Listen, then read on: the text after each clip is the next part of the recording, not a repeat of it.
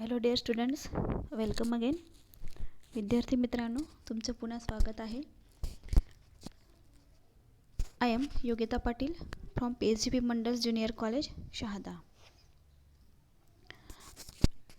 Today we are going to learn remaining part of the 4.2 theme of the novel. Look at the page number 180. Theme of the novel. तर या नॉवेलचे विषय काय आहेत ते आपण आज शिकणार आहोत. Students teacher relationship, prejudice and racism are the major themes of the novel. तर विद्यार्थी मित्रांनो, या नॉवेलचं थीम काय आहे? Students teacher relationship. तर विद्यार्थी आणि शिक्षक यांच्यातील नाते. त्यानंतर प्रेजुडाइस पूर्वग्रह आणि रेसिझम म्हणजेच काय? वंशवाद are the major themes of the novel. तर या नॉवेलचे, या कादंबरीचे मुख्य हे 3 विषय आहेत. E.R. Braithwaite gets a job of a teacher in a rather rough and notorious school. Notorious म्हणजे काय? कुप्रसिद्ध किंवा कुख्यात. तर E.R. ब्रेथवेट यांना एका कुप्रसिद्ध किंवा कुख्यात अशा शाळेमध्ये त्या ठिकाणी जॉब मिळाला.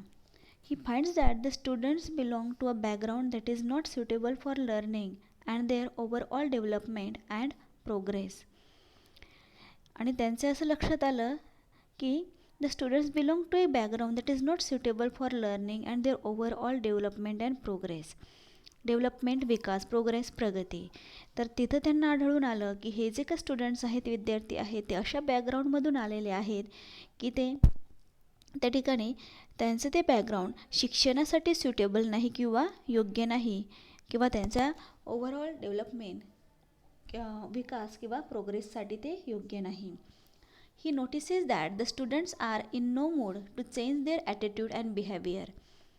ही notices that the students are in no mood to change their attitude and behaviour. Attitude दृष्टिकोन, बिहेवियर त्यांची वागणूक, वर्तणूक. त्यानंतर E.R. ब्रेथवेट यांचं हे लक्षात आलं की हे जे काही त्यांचे विद्यार्थी आहेत ते त्यांचे दृष्टिकोन आणि त्यांची वागणूक बदलायला ते तयार नाहीत किंवा ते बदलणार नाहीत. Braithwaite with his novel and creative ideas, innovative techniques and understanding the students psychology ultimately wins their hearts in no time. Braithwaite with his novel and creative ideas. तर त्यांचा काही क्रिएटिव्ह आयडियाज म्हणजे काय? निर्मितीक्षम कल्पना. Innovative techniques. इनोव्हेटिव्ह मीन्स नाविन्यपूर्ण. तर त्यांच्या काही नाविन्यपूर्ण टेक्निक्स, काही तंत्र त्यांनी वापरले. And understanding the student psychology. आणि त्यांनी विद्यार्थ्यांची सायकोलॉजी, मानसिकता समजून घेतली, त्याचा अभ्यास केला. And ultimately wins their hearts in no time. आणि शेवटी त्यांनी त्यांची मनं जिंकली. खूप कमी वेळात त्यांनी त्यांची मनं जिंकली. Though he was bullied, harassed, mentally and physically tortured many times, he didn't lose his patience and continued implementing his novel ideas and techniques that help him to bring a significant change in his students' lives. Though he was bullied, harassed, mentally and physically tortured many times. जरी त्यांना harass म्हणजे त्रास देण्यात आला, खूप वेळा त्यांना त्या ठिकाणी मेंटली आणि फिजिकली, मानसिक आणि शारीरिक टॉर्चर करण्यात आलं. त्यानंतर त्यांना त्यांच्याशी जे त्यांना काही वाईट वागणूक मिळाली. But he didn't lose his patience म्हणजे इथं आहे संयम. परंतु त्यांनी त्यांचा संयम, धीर सोडला नाही. And continued implementing his novel ideas and techniques. इथं नॉवेलचा अर्थ आहे नवीन. आणि त्यांनी त्यांच्या इम्प्लिमेंटिंग म्हणजे अंमलबजावणी करणे. तर त्यांचं काही नवीन कल्पना, तंत्र यांची त्यांनी अंमलबजावणी करणं सुरूच ठेवलं, सोडलं नाही. That help him to bring a significant change in his students lives. आणि त्यामुळे एक सिग्निफिकंट चेंज, एक महत्त्वपूर्ण बदल त्यांच्या विद्यार्थ्यांच्या जीवनामध्ये होण्यासाठी त्यांना मदत झाली. The racism prevalent in Great Britain during the mid 1940s, the time period during which to serve with love takes place is of primary significance in the novel. The racism prevalent in Great Britain. तर racism किंवा वंशवाद हा great ब्रिटनमध्ये तेव्हा प्रचलित होता खूप मोठ्या प्रमाणावर. ड्युरिंग दी मिड 1940s 1940च्या दरम्यान. The time period during which to sir with love takes place. आणि याच काळामध्ये यार ब्रेथवेट यांची टू सर्व विथ लव ही कादंबरी ही नॉवेल उदयास आली. Is of primary significance in the novel. The narrator cites repeated incidents in which he experiences the racism of white Britons, including encounters on the bus, at job interviews, at Greenslade School, when searching for housing, at a restaurant with his girlfriend, and so on.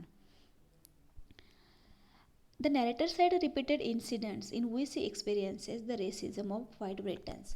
तर narrator E.R. Brathwaite यांना white ब्रिटन्सकडून या गोऱ्या लोकांकडून गोऱ्या ब्रिटिशांकडून त्या ठिकाणी जे जे अनुभव मिळाले रेसिझमचे, तर त्याचे काही अनेक अनुभव त्यांनी इथं सांगितलेले आहेत. मग त्यामध्ये आहे एन्काउंटर्स ऑन दी बसमध्ये झालेल्या चकमकी, ॲट जॉब इंटरव्ह्यूजमध्ये मिळालेली त्यांना वागणूक, ॲट ग्रीनस्लेड स्कूल त्यानंतर ग्रीनस्लेड स्कूलमध्ये मिळालेली त्यांना वागणूक, when searching for housing and at a restaurant त्यानंतर हॉटेलमध्ये किंवा घराचा शोध घेत असताना त्यांना ब्रिटनच्या या गोऱ्या लोकांकडून जी वागणूक मिळालेली होती ते इन्सिडंट्स त्यांनी या कादंबरीमध्ये या नॉवेलमध्ये साईट्स केलेले आहेत.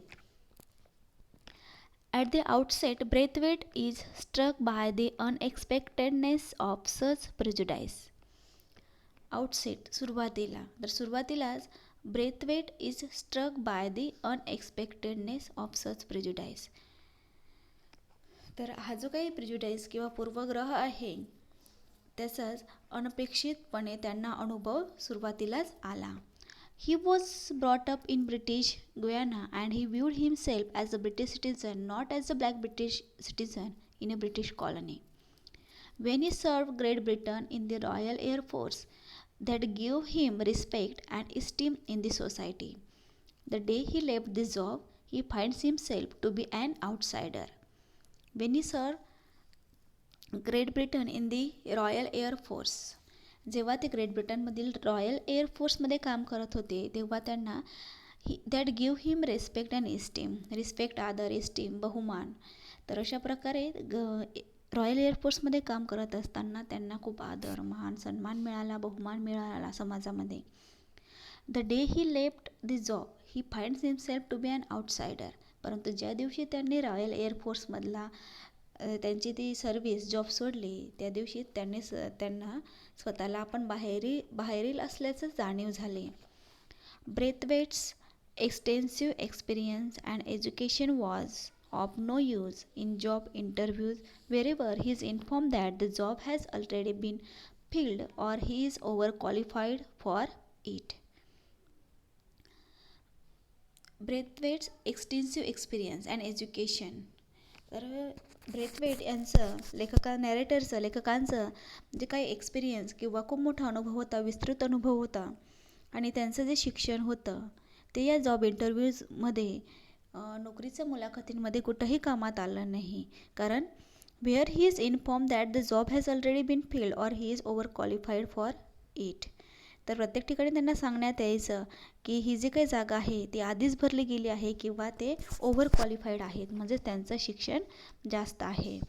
दिस heightens Braithwaite's sense of betrayal for the British. आणि ब्रेथवेटच्या नॅरेटरच्या मनामध्ये ब्रिटिशांच्या बद्दलचा बिट्रेयल किंवा तिरस्कार वाढत गेला. Interestingly he never lashes out physically and only rarely does he do so verbally. He exhibits patient endurance at times, and at others he describes the way the rage inside him is transforming into hatred so strong that he desires to hurt those who treat him unfairly. He exhibits patient endurance, patient चिकाटी, endurance सहनशक्ती. तर त्यांनी आता अनेक वेळा त्यांची चिकाटी सहनशक्ती ही दर्शवली. एक्झिबिट्स म्हणजे दर्शवणे And at others, he describes the way the rage inside him is transforming into hatred so strong that he desires to hurt those who treat him unfairly.